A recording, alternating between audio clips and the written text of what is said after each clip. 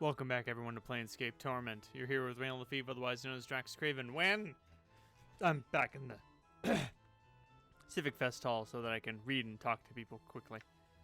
Or in a more cozy environment. What is your will? There are things I would know, Dakon. I wanted to ask you about our travels. No. About the Gith? I have other questions.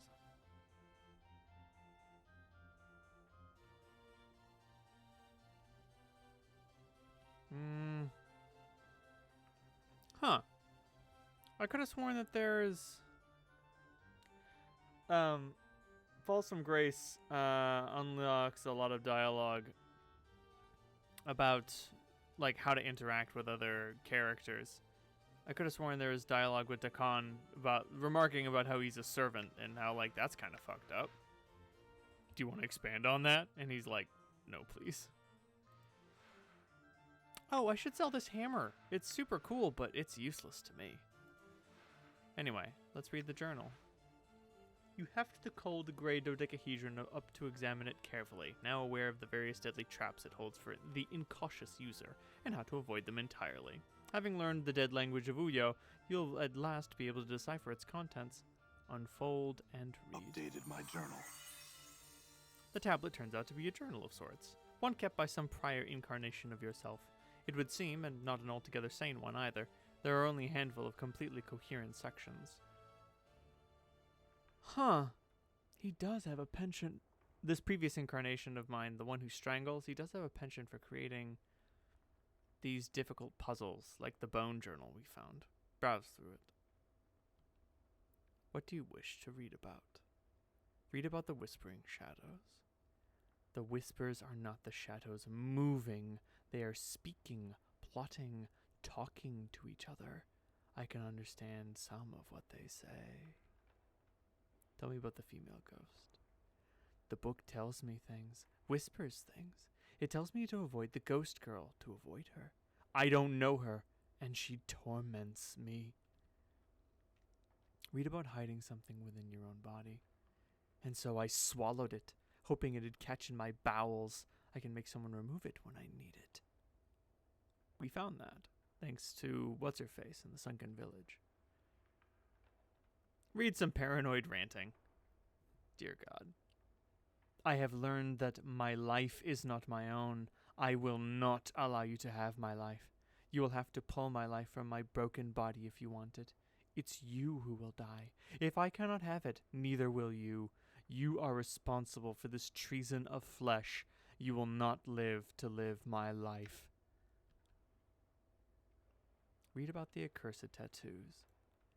The accursed tattoos will not leave my skin. I've tried to burn them off. Failed. I tried to cloak myself, but I always feel that people are reading my flesh, reading me like a book. Whenever they look at me, I want to tear their eyes out, pluck them from their sockets, and crush them beneath my heel. Read about the dreams and revel. Why can't I dream? I used the Goblet of Samir to force a waking dream. I saw a hag. She tempted me, threatened me with shadows. I have not seen her, but she came when I dreamt. I must not dream again. I must always be aware. I destroyed the goblet. She says she is someone of power, and that she will have me, will find me. Get away, hag. Stay far from me. Leave me in peace. I want nothing to do with you. Continue reading. Her voice reeked of evil's talons. Talons like spiders. They burrowed into my gray matter, and I needed her out of my mind. Out, hag. She was a myth, a fairy tale who alone challenged the Lady of Pain. How can one fight someone who is a myth? I don't have the weapons. I need weapons that will kill her should she find me. I need a strategy so she cannot defeat me when she comes for me. I must devise and think. I shall beat her. Read about the danger of names. fear names. Names have power in identity. Names can be used as weapons by others. They are a hook that can be used to track you, find you, hunt you across the plains. Remain nameless, and you shall be safe. Read about the killing in the Festhall. Oh god, there's so many. I went to the Festhall looking for the path of my false self in it. So glaring was it that those I did not know, the false ones, welcomed me into their confidence, treated me as a friend, showed me my room, attended to my needs. I had to restrain myself from launching out against them. That would have been premature. First, I needed to protect my identity. I found one who knew the exclusive language of the Uyo, learned it as I could, then killed him. Then I went to the sensorium and prepared to end the matter. Soon. Read about the murder of one who tried to help you. There is nothing he can do. Memories are gone, he says, never to return. He says lies, and tells me that is what he told me. Lies. He says my mind is weakening from every death. Lies. He sat there betraying my confidence with every turn. He says that only after 3 more deaths, 3 more lives will I gain the benefit of keeping my memories, but that I, myself, I will die when I die. Die? How can one be immortal and still die? He could not answer, so he was of no use. I butchered him so that no other incarnation will ever benefit from his uselessness. Read a cryptic answer from an unknown source. So the ghastly head says, "You have been divided. You are one of many men. One in many men. You bear many names. Each has left their scars on your flesh. Lost one, immortal one, incarnation's end, man of 1,000 deaths, the one doomed to life, restless one of many, the one whom life holds prisoner, the bringer of shadows, the wounded one, misery bringer, Yemeth. You are silvered glass that has cracked, and the pieces scattered across history. Only one piece is of import. Regain that, and your life will be yours again. There will be a price. This price will buy you a chance. Without the chance, you are doomed. You have lost that which is never meant to be separated from man. Your mortality has been stripped from you. Lost. It exists, but you must find it before your mind is lost to you as well." Read something about a legacy. A legacy, the note reads. "Forget not to collect your legacy," and a small code. 51AA. A trap, no doubt, set by yet another of my false selves. I'll see it destroyed, I will. I feel stronger. Hell yeah, I do. Level up. Ooh. Your constitution is average.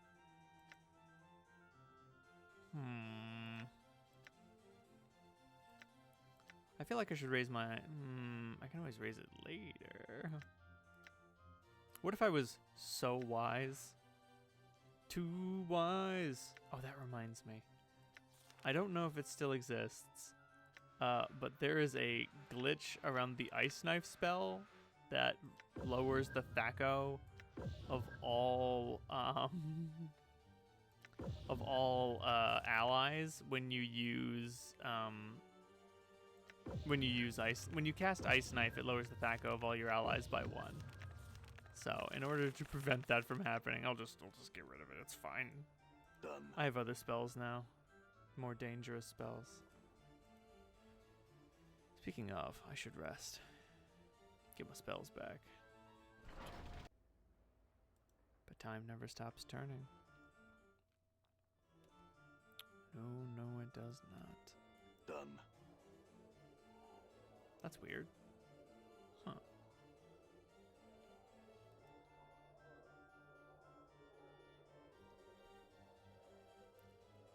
Quisai? This is a life-sized granite statue of a gentleman standing with his arms at his sides, eyes closed. It is of excellent craftsmanship, exquisitely detailed and incredibly lifelike. So much so, in fact, that you find yourself wondering if it's really a statue at all. Greetings. The statue makes no response. Chief, you've seen statues before, right? Know that they don't talk or anything? Consider this, Mort. You're a floating talking skull who's denying the possibility of a living statue. Well, Alright, you got me there, boss. That I do, Mort. Just give him a little touch. You touch the statue and find that while the clothes that adorn it are of grey cloth rather than rock, the skin is as cool and hard as granite. Why would someone clothe a statue? Maybe it's a little too anatomically correct, Chief. It was a rhetorical question, Mort. Sure, boss, I knew that. Strike the statue. As you make to strike the statue, its eyes flash open, and it catches your fist in an iron hard grip. Narrowing its cold gray eyes, it speaks with a voice like two boulders grinding together. Why would you strike, Quisai? Forgive me, I only meant to see if you were truly a statue. You are forgiven. However, one feels you are lacking patience. Perhaps, but I have questions. Hello? Questions? I'll wait. Got it. You said you wanted to test my patience. I will be patient. Your patience is noted. Quisai will speak with you now. Powers? No, not another Burke that talks like this. Who are you? What is it you were meditating upon when I first found you? The way of stone. A philosophy, a method of combat with it. Quisai seeks to achieve invulnerability. That would make you unbeatable in a fight. Yes, now the way is not yet perfect. Quisai will make it so one day. Quisai knows this. Can you tell me what you've discovered so far? No one has asked. Quisai will share his knowledge of the way. Quisai shall do this now. Updated my journal. Nice. Oh, my armor classes is increased by 1. Or decreased by 1. It's good. Who are you? I am called Quisai. What are you? One of the race called Stone Princes. Oh, he's an Earth Genasi. Updated my journal. An elemental creature. Quisai's mother, a human woman of noble heritage. Such is what it is to be a Genasi of Earth. What do you do here? Meditate. Train others in the arts of combat. Could you train me? Quisai would see you break this stone. I'll give it a shot. To crush my enemies, see them driven before me. I want to defend myself. Quisai finds no need for melee, then. What do you mean? Quisai means to say that there are many ways to do these things. One may steal an opponent's weapon, leaving him defenseless. But the battle must still be fought. To rely on theft is a mistake. One may hide. If one cannot be seen, one cannot be attacked. One is invulnerable. But no thief has mastered stealth to such a degree. And some foes can't be hidden from. Your scent or very thoughts can give you away. Mighty spells can smite many foes more quickly than a blade. Mages are like a flask of flaming oil. Powerful, but once spent, they're done. They're physically deficient. Their spells merely crutches against this deficiency. When one sorcery is spent, the core of combat still remains. Quisai finds you fit to teach. Meet Quisai in the training chamber. I'll be there shortly. Updated my journal. My skills have increased. Fuck yeah. I wonder if I'll be able to train my martial proficiencies. I do still have martial proficiency dots to spend. Yeah, I have 3 unused slots. I could put them all in edged weapons and have a sick-ass dagger I'm gone. with which I can stab my enemies. Yes, train me. No. Could you make me a warrior? Yes, I no longer wish to study the art. Make me a warrior. Teach me how to fight with blades. Teach me to fight with blades. Okay, damn. Still, that's 3 in-edged weapons. That's pretty good. I'll have to find someone else to teach me better how to fight. God, could you imagine? Just boop, gotta level up. Stronger fighter. But here's the thing I can do. Dakan. What is your will? There are things I would know. I wish to give up my profession and resume the study of the art. Remind me. Boom. You learn quickly. You are ready to summon your will against your foes. Alright. I have questions. Do you know of Ravel puzzle well? Nothing. That's all I wish to know. All right.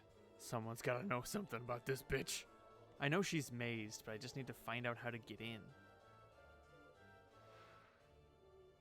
Scroll of force missiles, Oh, interesting. All the items that were, that relied on me being a mage fell off. Interesting. I could have sworn... Am I missing a tattoo? All right.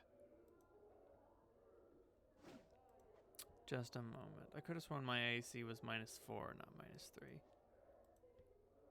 Did Jumble Murder Sense just close a door on me? Jerk. What do we got for tattoos? Tattoo of the Lost Incarnation. Useful. And Tattoo of the Soul. To raise my wisdom to 23. Baby Jesus. Well, let's level up more real quick. Boop. He is simply stronger now. Actually, let's see if Ingress's teeth can be made stronger.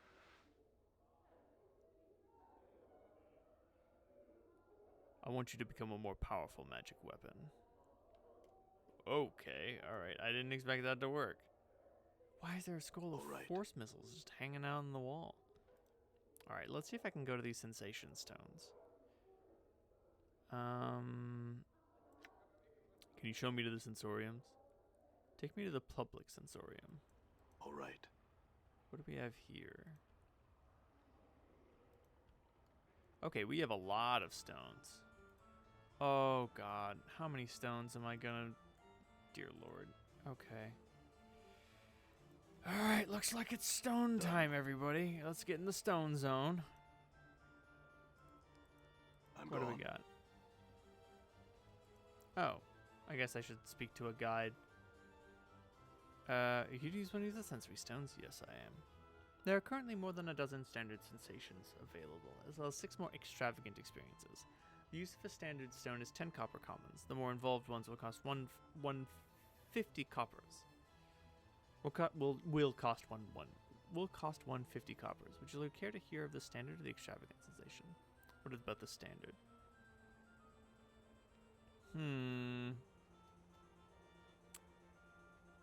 Supernatural lust? Oh my. Tell me about some of the others. Bitter loathing, pure glee, grim determination, complete bafflement. Give me complete bafflement. A good choice. 7 rooms clockwise to the stairwell. It's light blue in color. 7 rooms clockwise to the stairwell. 1, 2, 3, 4, 5, 6, 7. That'd be light blue in color. Let's learn what complete bafflement is. You awake from uneasy dreams to find yourself transformed in your dank lair into a rather small 4-limbed fleshy thing. You're lying on your shell-less, as it were wholly unprotected back, and when you lift your tiny head unadorned with its usual sensory antennae, a little you can see your pinkish belly, partly covered in soft curling hairs, quite unlike the black bristles you're accustomed to seeing there. Your only two legs now jut from the end of your torso, rather than up from around your abdomen. They look thick and ungainly in proportion to your body and lie there limply, making no attempt to right you on their own. Only by actively concentrating can you move the things. What has happened to you? Is this the opposite of the metamorphosis? A giant cockroach wakes up to become a person? Okay, so using all of these will gain me a small number of experience points. I can dig it. Let me try the extravagant ones. Horrible regret. Lycanthropy. A vastly important secret. Indescribable frustration. Slowly dawning give me slowly dawning horror. Want to use as one of the larger chambers. 1 room counterclockwise from the stairwell. Blue-violet in color. Oh, okay, so these are the extravagant ones. They're large. This bluish-purple stone is the one that clerk directed you towards. Within it lies the experience of slowly dawning horror.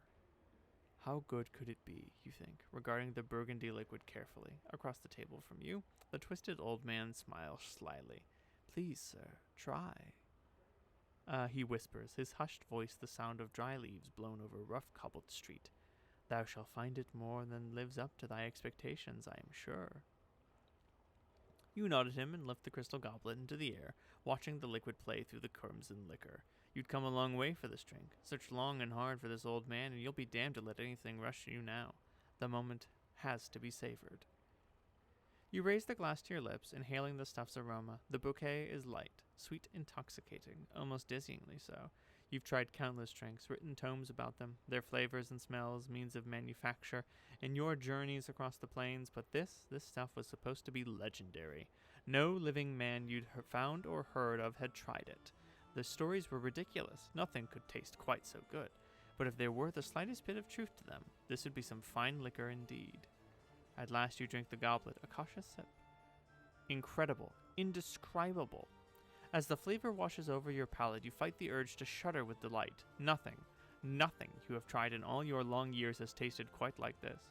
You look up at the old man, startled to find your glass empty. You drained it all in a single draught. You wipe your eyes with the back of your hand, not entirely sure when you had begun to cry. Tears of joy, eh?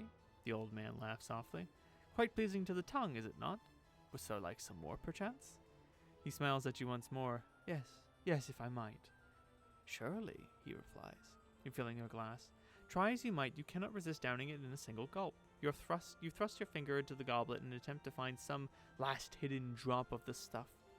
Several times more does he fill the goblet, and each time you gulp the stuff down as a starving man would devour a feast, unable to control yourself, to deny yourself another exquisite taste. He chuckles softly once more. A drink such as this, a man would do anything for it, no? You nod without hesitation. Yes, a man would.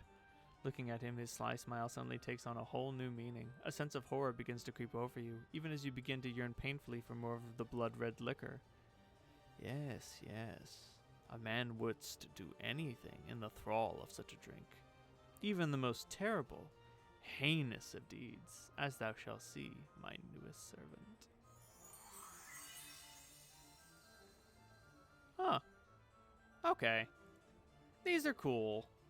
I don't know. I don't feel like spoiling them all or doing everything with everything in here, you know? But, hey, if you play... Stand away from me, Mort. I can't stand anywhere. It's this leg thing, you know? Find a way, skull. Apparently there was supposed to be more of those interactions, but the timing wasn't coded right, so... Sometimes it just takes forever for one to spawn. Unfortunate.